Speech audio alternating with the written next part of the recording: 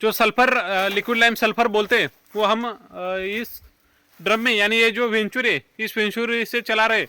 इसका उपयोग होता है कि ठंडी के दिनों में टेम्परेचर बढ़ाना, यानी जमीन में जो टेम्परेचर बढ़ाते हैं उसके लिए लिक्विड लाइम सल्फर जो बायोस्टिमुलेंट होता है 1 एकड़ के लिए 1 लीटर देना जरूर होता है। इससे क्या होता है कि जमीन में अभी क्या होता है कि रात का टेम्परेचर अगर 10-15 डिग्री सेल्सियस होता है तो उस समय जो न्यूट्रेंट अपटेक होना चाहिए वो नहीं होता है, जमीन पूरी ठंडी रहती है। इससे क्या होता है कि जो ऊपर का जो पत्ते होते हैं ये चॉकिंग होता है, जो ऊपर अगर ये फोटो में आप देखोगे तो ऊपर का पत्ता जो ये चॉकिंग होता है उससे ग्रोथ नहीं होता है। तो इसके लिए हमें ड्रिप से लिक्विड लाइम सल्फर देना होता है। उसके साथ मैं 19-19 लिया हूँ, साथ ही 500 ग्राम बोरान भी दिया है।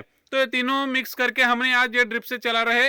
अगर आप स्पेशली लिक्विड लाइम सल्फर भी अगर देते हो तो भी इसका रिजल्ट अच्छा है। इसका जो गुणधर्म है, जो जमीन में जैसे ही आप अगर दोगे तो जमीन में 2 से 3 दिन तक उसका जो तापमान है जमीन का वो बढ़ा देगा। जो टेम्परेचर है वो बढ़ाने के बावजूद, जब अगर देखोगे गर्मी में जब टेम्परेचर बढ़ता है तो उस समय पत्ते जो ये काफी ग्रोथ होता है, 2 पत्तों में भी गैपिंग बढ़ जाता है, हाइट बढ़ जाती है। वैसा ही लिक्विड लाइम सल्फर का काम होता है।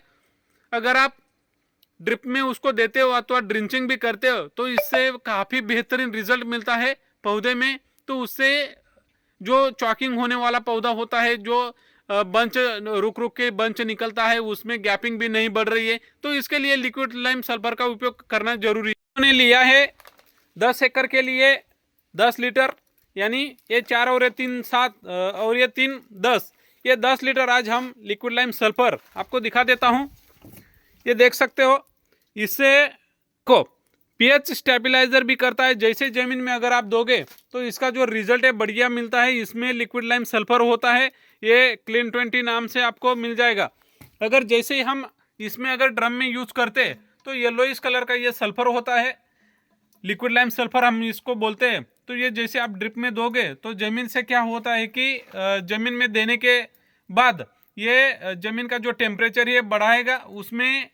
इसमें क्योंकि लिक्विड लाइम सल्फर ये ठंड से, जैसे ठंड शुरू होती है उस समय अगर आप देना शुरू कर दोगे, ये एग्जाम्पल अगर मैं बता दूंगा तो जैसे बारिश खत्म होती है अथवा बारिश भी चालू रहती है तो मैं उस समय ये लिक्विड लाइम सल्फर का उपयोग करवाता हूँ। इससे क्या होता है कि पौधे की जो ग्रीनरी आती है, मेरे हर एक प्लॉट में आप देखते हो इसमें गैपिंग भी अच्छी आती है, जो पंजा होता है वो पंजा भी ज़्यादा निकलता है, पौधे की हाइट भी है वो ज़्यादा आती है।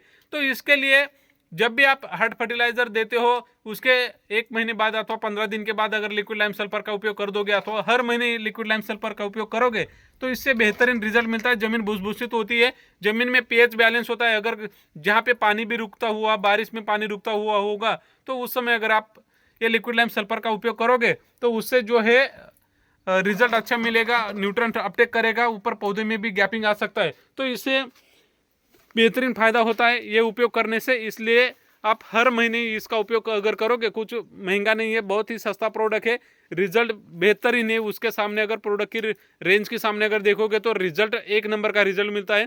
ठंड में काफ़ी उपयोग करते हैं आप, हर एक कोई भी वेजिटेबल है, फ्रूट क्रॉप है, इसमें अगर आप इसका उपयोग करोगे तो रिजल्ट अच्छा ही मिलेगा। इसमें चाहे चना, अभी चने काफ़ी लोगों ने चना लगाया हुआ होगा, जो रेड ग्राम उसको बोलते हैं हम लोग, अगर चिकपी बोलते हैं, तो वह अगर आपने लगाया हुआ होगा और ड्रिप में होगा तो उसका उपयोग आप लोग कर सकते हो। इसका उपयोग करने से जो नया फुटवा भी काफ़ी अच्छा आएगा, नया उसमें आगे आने वाले दिनों में उसका जो चने को जो प्रोडक्शन है वो प्रोडक्शन में भी आपको बढ़ोतरी मिलेगी।